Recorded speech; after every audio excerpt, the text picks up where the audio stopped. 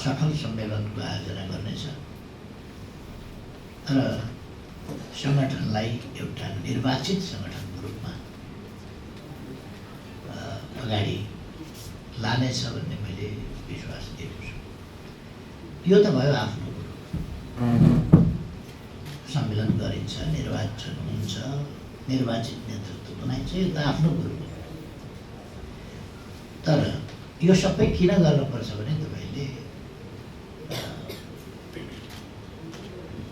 यो चाहिँ जिम गए जस्तो मात्रै हो, खेल होइन।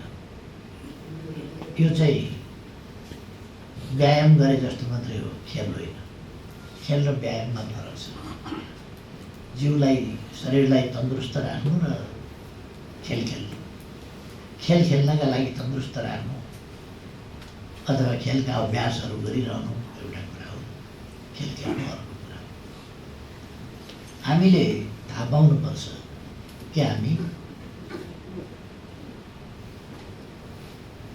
वास्तवमा एउटा गम्भीर सङ्घर्षको मैदानमा छौँ। हामी अनेक व्यवधानहरू पार गर्दै गर्दै यहाँसम्म आइपुगेका छौँ। व्यवधान थोरै छैन, थुप्रै व्यवधान थिए।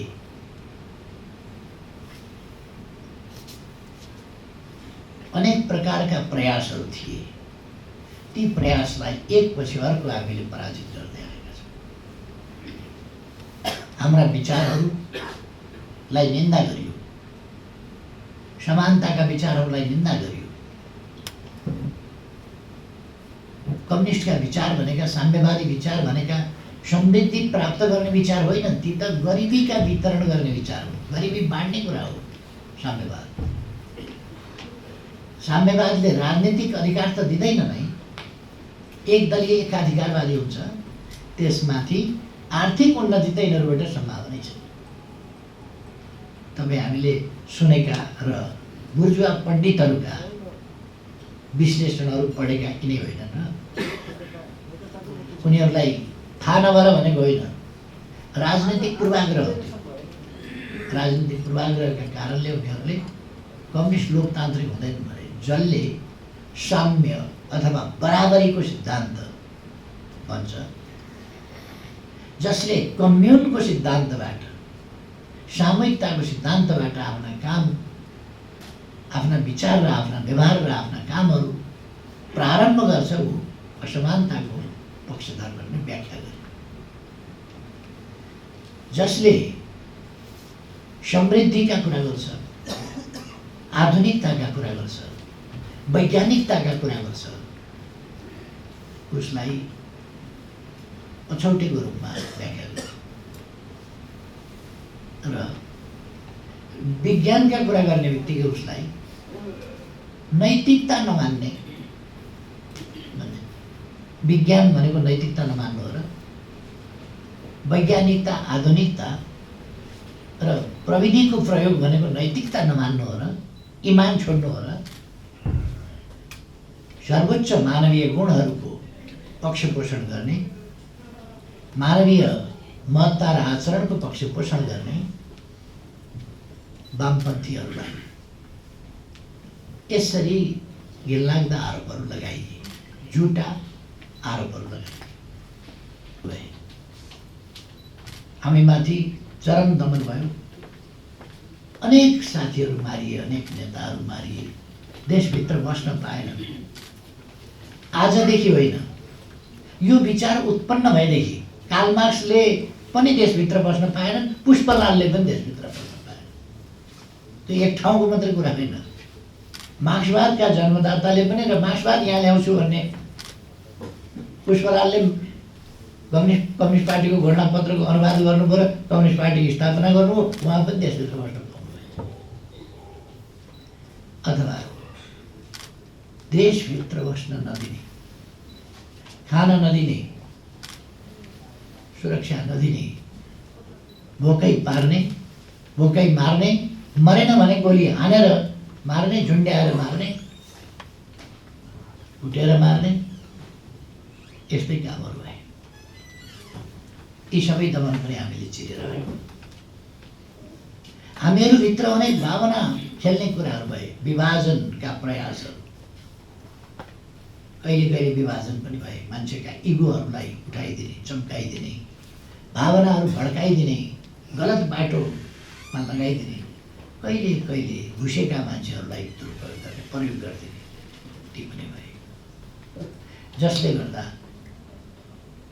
प्रतिक्रियावादीहरूसँग मिलेर भित्रभित्र काम गर्ने, बाहिर क्रान्तिकारी र ठुला देखिने यस्ता तत्त्वहरू पनि भए, जसले गर्दा कम्युनिस्ट आन्दोलन विभाजित भयो। तपाईँ हामीलाई थाहा छ,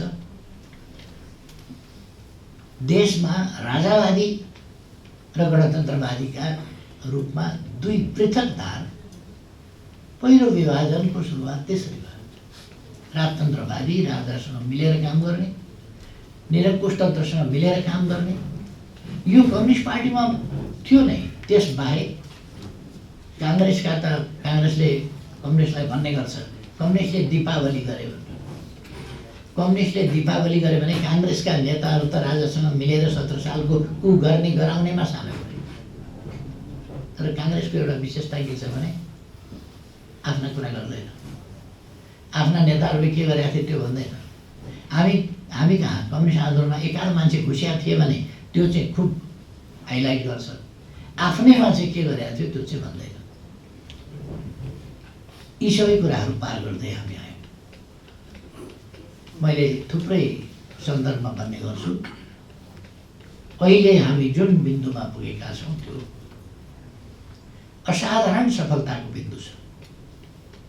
दुनियाँमा जसले जे भनोस्, दुनियाँमा कम्युनिस्ट समाप्त भए भन्दै गरोस्, तर नेपालमा जनताको अभिमतबाट कम से कम भोटका हिसाबले, मतका हिसाबले, सङ्ख्याका हिसाबले, सिटका हिसाबले, छानिएका प्रतिनिधिका हिसाबले हामी केही नभए पनि बहुमतमा छौँ।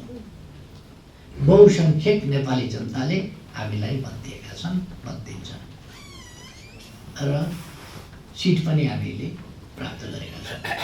र हामी सङ्घीय तहमा, केन्द्रीय तहमा अथवा प्रदेशमा अथवा स्थानीय तहमा असाधारण बहुमतमा छौँ। यो कुरा प्रतिक्रियावादी शक्तिहरूलाई पचेको छैन। त्यसकारण अत्यन्तै हत्तिएका छन्, घबराएका छन्। प्रधानमन्त्रीले बोल्नु हुँदैन, यस्तो कुरा प्रधानमन्त्रीले बोल्ने होइन भन्छ। म पार्टी अध्यक्ष पनि हो, म राजनीतिक मान्छे हो र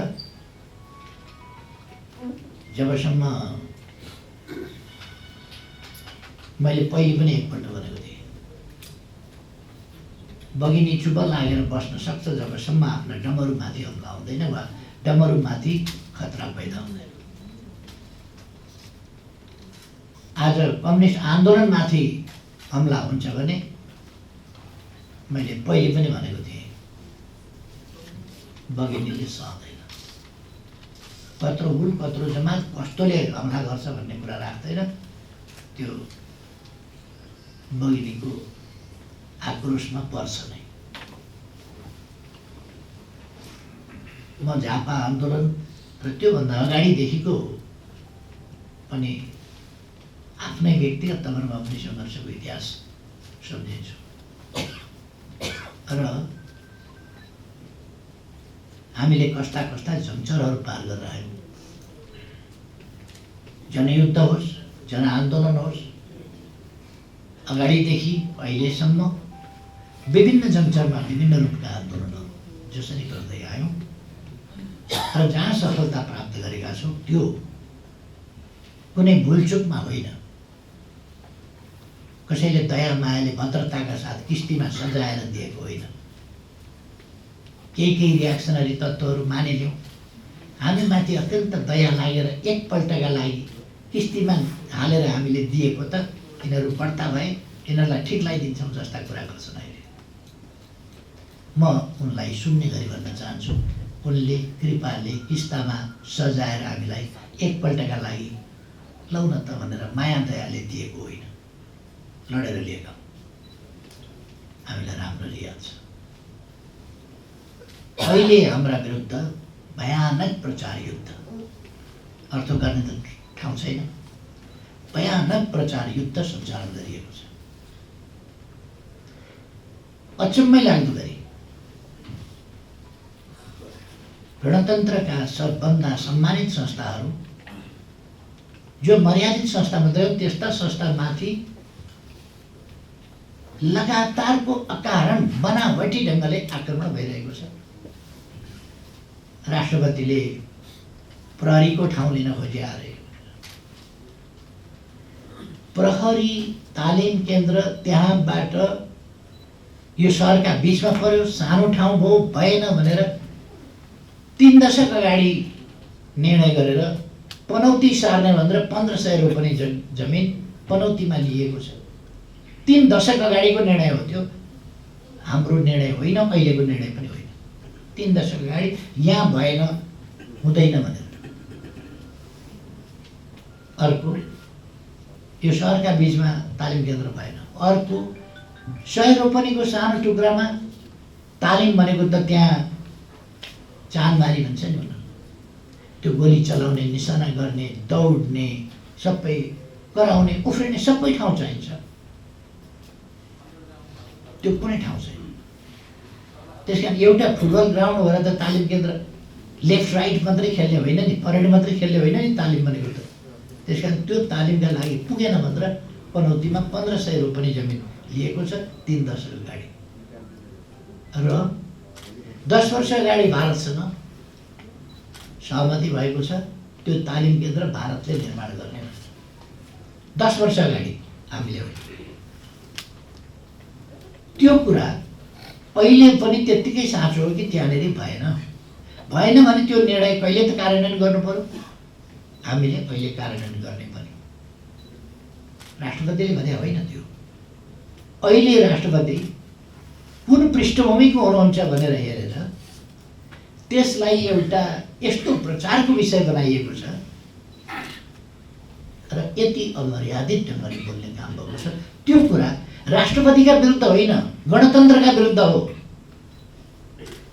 त्यो बोलिएको। त्यसकारण यसमा गणतन्त्रका विरुद्ध बोल्नेहरू र राजतन्त्र फर्काउन सकिन्छ भनेर सपना देख्नेहरूलाई म सुन्ने गरी भन्न चाहन्छु, त्यस्ता सपना नदेखौँ। सुन्ने गरी भन्न चाहन्छु, क्लास स्ट्रगल हो यो, हामीले बुझेका छौँ।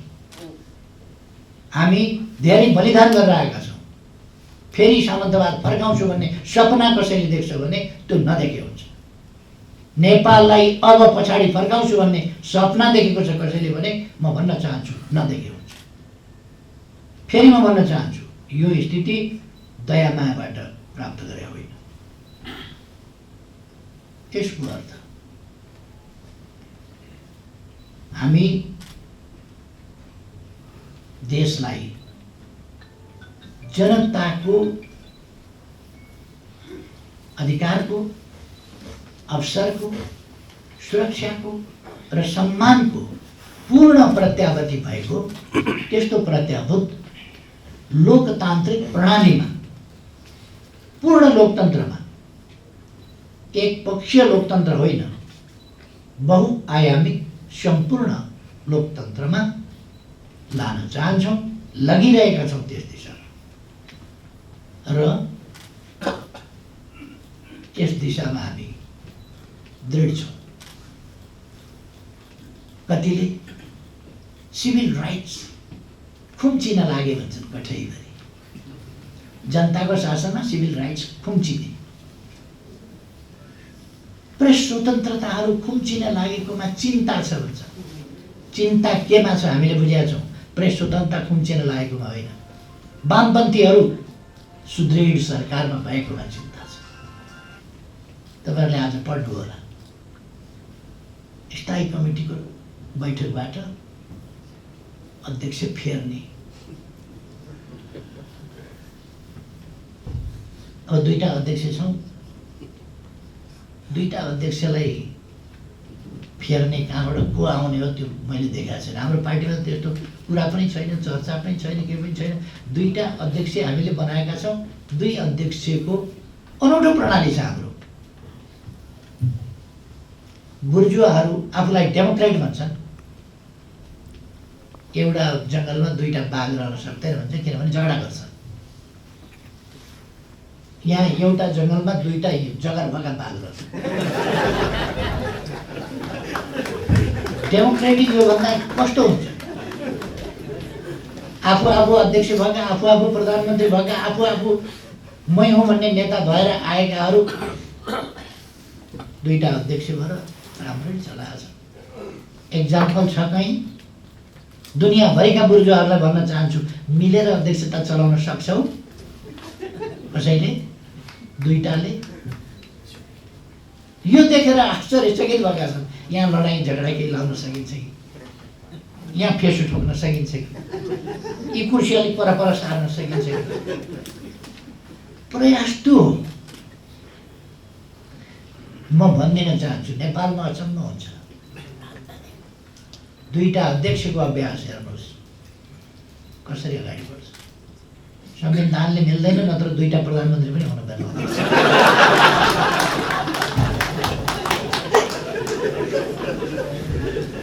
नेपाल र हाम्रो सङ्कल्प भनेको पावर होइन। हाम्रो सङ्कल्प भनेको अधिकार कब्जा गर्ने होइन, देश बनाउने हो, देशमा रूपान्तरण ल्याउने हो। त्यसकारण यसलाई भत्काउँछु भनेर अभ्यास गर्नेहरूलाई म भन्न चाहन्छु, जिन्दगी जान्छ, खेर जान्छ, बुढौती लाग्छ। यो जनअभियान नेपाली जनताको सजगता सचेतनता तलमाथि पर्दै पर्दैन। अब यति अगाडि गइसक्यो, यति अगाडि बढिसक्यो। त्यसकारण अस्ति मैले भने कुनै बुद्धिजीवी अलिक सभ्यताका सीमाहरू छोडेर नराम्रो गर्दै हुनुहुन्छ। कुनै बुद्धिजीवी भनेको थिएँ मैले। त्यसपछि मैले हेरेँ, बेलुकैबाट सुरु हो, भोलिपल्ट बिहानैबाट सुरु हो। एउटा बुद्धिजीवी बोलाइयो एउटा सञ्चार माध्यममा, प्रश्नकर्ताले यसरी प्रश्न गर्छ, तपाईहरू अब त बोल्नुहुन्न होला नि, डराउनु भयो होला नि, थर्कमान हुनुभयो होला होइन? प्रधानमन्त्रीले त फला पारिदिन्छु भने डराउनु होइन? डराउनु त किन डराउनु र? तर उहाँले कसरी भने हो मैले राम्ररी बुझेको छु। तपाईँहरूले त थला पारिदिन्छु भनिसक्यो, अब धेरै नबोल्नुहोस्। तपाईँहरू त डराउनु भयो होला, बोल्न सक्नुहुन्न होला। प्रधानमन्त्रीका विरुद्ध बोल्ने तपाईँहरूसँग हुती छ, अब क्षमता छ उचाले। होइन, प्रधानमन्त्रीका विरुद्ध किन नबोल्ने? बोल्न सकिन्छ, आवश्यक पर्यो भने बोल्ने। यति भन्दा पनि आवश्यक परेन, तपाईँहरूलाई त यस्तो भनिसक्यो उस्तो भनिसक्यो। मैले त भनेको थिएँ केही बुद्धिजीवी जो जनताका विरुद्ध, जनताका हितका विरुद्ध यो परिवर्तनलाई अस्वीकार गरेर भ्रमपूर्ण ढङ्गले कोही पनि कुनै बुद्धिजीवी, सबै बुद्धिजीवी त भनेको थिएन। हामी बुद्धिका विरोधी होइनौँ, सबै बुद्धिजीवीका विरोधी त होइनौँ। र कसैसँग कुनै विषयको केही सर्टिफिकेट छ भन्दैमा जनताले बलिदानबाट ल्याएको परिवर्तनलाई अस्वीकार गरेर देशलाई पछाडि फर्काउने षड्यन्त्रपूर्ण प्रयास कसैले गर्छ भने त्यसलाई समर्थन पनि गर्न सकिन्न भन्ने कुरा हो। खै अब हामी यी कुराहरूलाई देखिरहेका छौँ र यस अभ्यासमा देखिरहेका छौँ। यस अभ्यासको बिचमा साथीहरू जसरी अगाडि बढ्नुभएको छ, एउटा चलाएको थियो यो एकीकरण हुँदैन भनेर, एकीकरण भयो। जेठ 3 गतेभन्दा अगाडि यहाँहरूलाई थाहा छ एकीकरण हुँदैन भनेर धेरै ठोकुवा गर्दै हिँडेका थिए। हामी तयारी गरिरहेका थियौँ, भित्रभित्र कति बेर हुन्छ भन्ने बताएका थिएन। उहाँले खेलिराखेका थिए, आश पलाइराखेका थियो। प्रतिक्रियावादी आशाका टुसाहरू यत्र पलाए। एकता डिक्लेयर गरेको पहिले त हामीले चुनावी तालमेल डिक्लेयर गर्दैखेरि मोर्चा पर्या देख्नु होला। कति मोर्चा एकता हुँदाखेरि प्रदेश सभा गर्ने ठाउँ पनि बनाउनु छ, मन्त्रालयहरू कार्यालयहरू कुन कानुनले चलाउने कानुन पनि छैन, कानुन पनि बनाउनु पर्ने छ। यो सबैका बिचमा हामी एकैचोटि कर्मचारी को कहाँ फटाउने त्यो पनि यसै बिचमा गर्नु छ, त्यो पनि ख्यालका कुरा थिएन। यसै बिचमा हामीले यी सबै कामहरू गर्नुपर्ने थियो। त्यसकारण अलिकति समय लाग्यो। हाम्रा आन्तरिक छलफलहरू, हाम्रा सरकारी कामहरू, हाम्रा पार्टी कामहरू, चलिरहेको आफ्ना आफ्ना सङ्गठनहरूलाई कसरी लाने भन्ने कुरा, यो सबै गर्दा अलिकति समय लाग्यो। जे होस्, यहाँहरूले बडो सफलताका साथ, सहमतिका साथ, सर्वसम्मतिका साथ, एकरूपताका साथ जो एकता गर्नुभएको छ, यो बहुतै राम्रो छ। अब आगामी दिनमा यस एकता